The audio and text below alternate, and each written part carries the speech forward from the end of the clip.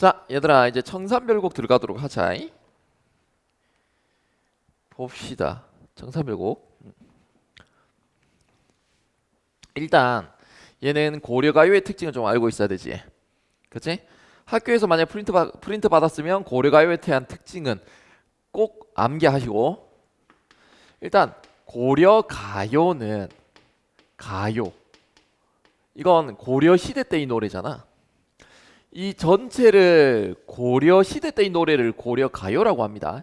그러면 이렇게 좀 나눠볼게. 요 부분 있지. 요 부분은 민중들의 노래고, 요 부분은 사대부들의 노래야. 그러니까 작자층이 다른 거지. 그러면 민중들이 노래를 부르는 것을 좀 속된 노래라고 해가지고 고려 소교라고 얘기를 합니다.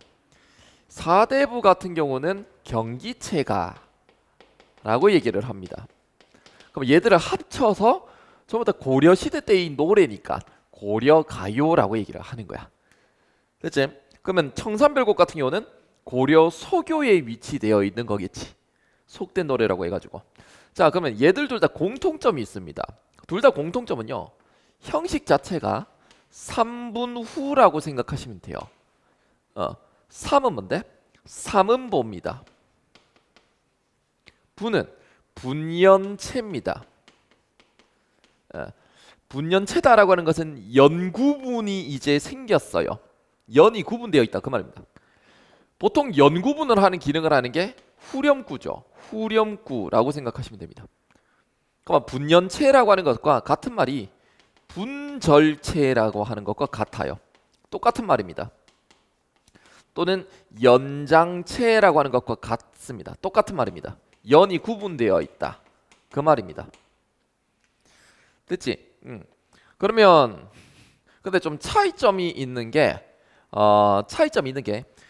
일단 경기체가 같은 경우는요, 얘는요 일단 4대부들이 지었잖아요. 그래서 이 경기체가라고 하는 이유가 있습니다. 이유가 그부터 일단 설명드릴게요. 왜냐하면 얘의 후렴구가 똑같습니다. 경기체가는요, 후렴구가 위 경기 어떠 하리까 이렇게 나옵니다. 그러면 이 경기라고 하는 것은요, 위 광경이라는 뜻이고, 어떠하리까라고 하는 것은 어떠십니까 이 말입니다. 어떠십니까? 그건 이런 의도가 있어요. 대단하지 않습니까? 대단하지 않나요? 이런 거야. 그러다 보니까 대단하지요. 서리법이 있어요. 그래서 전부 경기체가는요, 이러한 후렴구가 있기 때문에, 그래서 경기체가 들어가 있다라고 해가지고 경기체가라는 말을 쓰는 겁니다. 그러다 보니까 이 광경 같은 경우는요, 요 광경은요, 이 사대부들, 즉 사대부만이 즐길 수 있는 것들인 거예요. 그러니까 좀 그런 것들을 좀 과시하는 경우가 많아요. 과시적인 성격이 좀 들어가 있죠. 그러다 보니까 문학성이요, 굉장히 떨어집니다. 그냥 이런 것들을 단순 나열 형식이다. 단순 나열 형식으로라고 생각하시면 돼요. 그러니까 좀 열거적인 거죠. 요게 전부 다 학습 활동에 다 들어가 있기는 합니다. 그러니까 지금 현대에 비유하자면 이런 거야. 요런 스타일을 현대로 얘기를 하자면 람보르기니, 포르쉐, 롤스로이스, 삼음보. 또 뭐 있을까? 또 시계 같은 거 뭐야? 롤렉스. 또 뭐 있지? 시계에 전혀 관심이 없어가지고 롤렉스, IWC 맞나? 또 뭐 리차드 밀, 나 어디서 주워 들은 거? 졸라 비싼 거래. 하여튼 그런 것들을 툭툭툭 나열합니다. 삼음보의 율격에 맞춰가지고. 위 광경 어떠하십니까? 위 경치 어떠십니까? 대단하지 않습니까? 그러면서 평민들은 하층민 새끼들은 전부 다 못하는 것들 아닙니까? 우리 과사대부들 짱이지요. 향락적이고 좀 즐기는 거 향락적이고 과시적이고 약간 퇴폐적인 것도 있습니다. 내용에 따라서는. 그러다 보니까 크게 중요한 건 아니면 내용적으로 중요한 거는 전혀 아니고 그러면 이거를 만약에 시험 문제로 출제를 한다면 어떻게 시험 문제를 출제하냐면 요 두 가지의 형식적인 것을 신경 쓰시면 돼요. 내용적인 것은 거의 신경 안 쓰셔도 됩니다. 그리고 한자어들이 굉장히 많아가지고 해석하는데 깜짝 놀랄 겁니다. 한자어들이 굉장히 많거든요. 그러니까 요 정도만 생각하시면 될 것 같고 수능에도 전혀 나오지도 않습니다. 그래서 형식적인 것만 좀 신경 써라. 요것만 좀 신경 쓰시면 된다. 그 정도 생각합시다. 여기서 이제 중요한 것은 이제 고려가요에 대한 특징이 굉장히 좀 중요한 거죠. 고려가요. 그래서 고려가요는 이쪽으로 좀 적어 볼게요. 요렇게 해가지고 좀 정리해 볼게. 고려가요 같은 경우는 평민들이 지어졌지. 민중들 또는 평민들이 지어졌지. 그러다 보니까 한자를 모릅니다. 한자를 몰라서 입에서 입으로 전달하는 구비문학이죠. 그러면 뭔가 쌓이겠지. 그래서 적층적 성격입니다. 적층적 성격, 뭔가 쌓이는 문학이다. 근데 구비문학인데요. 얘가 기록문학으로 바뀝니다. 뭔가 쓰여지는 거지. 쓰는 거지. 조선 궁중음악으로 들어갑니다. 음악으로 편입이 됩니다. 그 궁중음악으로 편입되는 과정 중에 첨삭이 일어납니다. 첨은 첨가되는 거고요. 삭은 삭제가 되는 겁니다. 너무 저속한 것은 삭제해버리죠.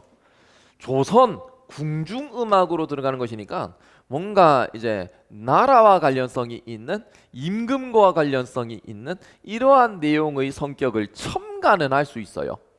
그래서 이 첨가된 부분을 좀 보시면 좋은데 이게 어떤 식으로 나오냐면 후렴구에 굉장히 많이 묻어납니다.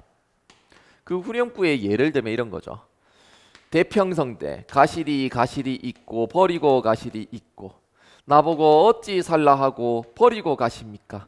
위증질가 위증질가 악기 소리거든. 대평성대 들어봤지? 가시리의 후렴구입니다. 여기 있는 것 같은 경우는 이런 것들이 이제 뭐 그렇다 뭐 이게 유교적인 성격이다. 됐지? 그 다음에 또 여기 나와 있는 건 뭐예요? 얄리얄리 얄랑샹 얄리얄리 얄랑샹 얄리얄리 얄랑샹 얄라리 얄라 뭐 이런 거거든. 그럼 생각을 잘 해봐봐.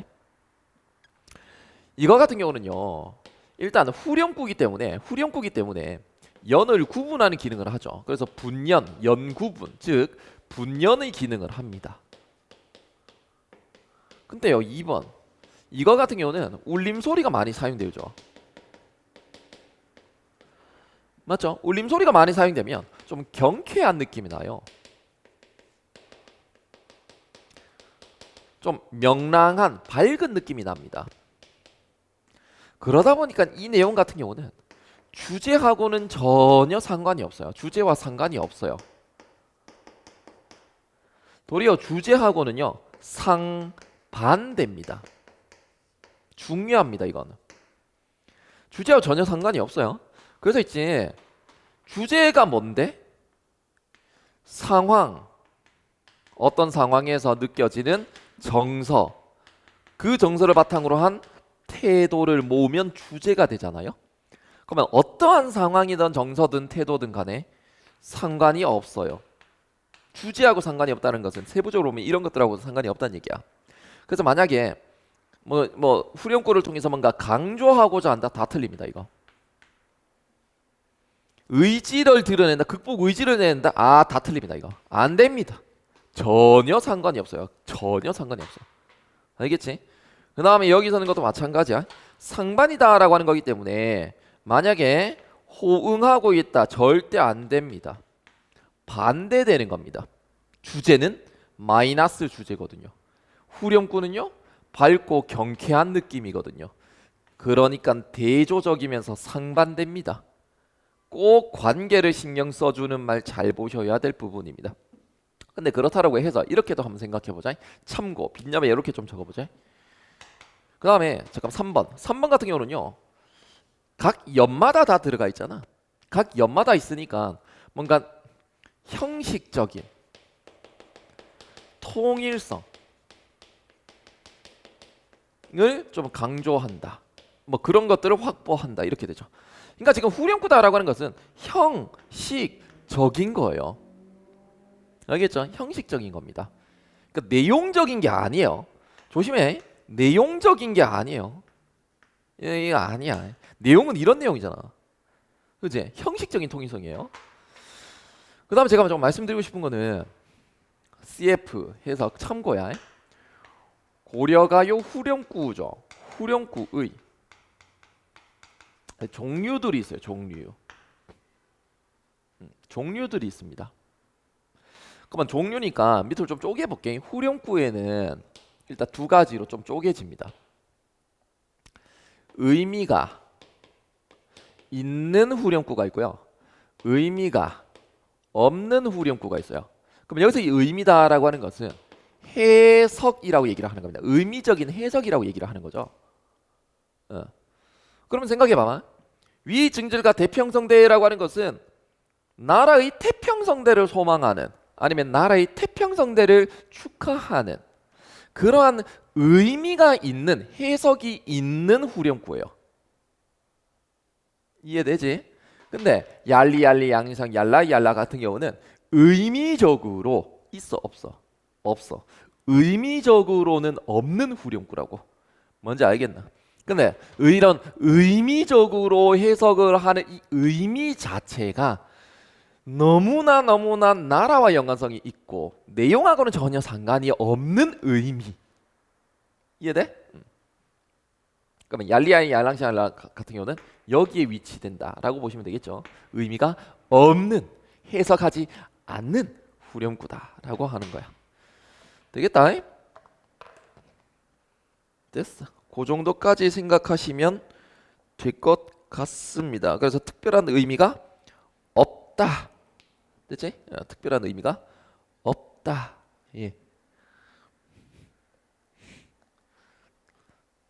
됐다. 그 다음에 이게 약간 악기 소리를 흉내냈다라고 얘기를 합니다. 그거는 좀 별표를 좀 쳐놔야 될 것 같다. 너희들이 추론하는 게 좀 불가능하니까 4번 여기 1, 2, 3번 그 다음에 밑에 있는 거 좀 적어봅시다. 여기에다가 4번이라고 적이 4번. 4번 같은 경우는 소리를 흉내낸 말입니다. 그렇기 때문에 의성어입니다. 그러면 음성상징어다라고 해도 괜찮겠지. 음성상징어라고 얘기해도 괜찮겠지. 뭐 동동이라고 하는 작품도 있는데요. 이런 것들은 좀 많습니다. 동동이라고 하는 작품 같은 경우도 후렴구가 아으 동동다리 뭐 이런 게 있어요. 동동, 그 동동이라고 하는 게 북치는 소리거든요. 악기 소리를 뭔가 흉내낼 때가 되게 많아요. 위증질까 찡찔까 이것도 악기 소리를 흉내낸 겁니다. 그럼 얄리얄리 양에서 얄라얄라 이것도 악기 소리를 뭔가 흉내낸 것이다 라고 생각하시면 소리성자를 써가지고 의성어, 청각적 심상이 되는 것이고 음성상징어다 라고 생각할 수가 있겠지요. 청각적 심상 이렇게 되는 겁니다. 그러면 흥을 어떨까? 흥을 좀 돋우는 기능이 있겠지. 흥을 좀 돋우는 기능이 있겠지. 됐지? 그러면 이제 본문 들어가 보도록 해볼게. 본문 끝. 여기까지가 고려가요에 대한 특징. 됐다. 일단 7반 싹 정리하고 나서 그 다음에 본문은 본문대로 들어가고 학습활동은 또 학습 할등대로 또 들어가 보도록 합시다. 7반 좀 정리하고 올게.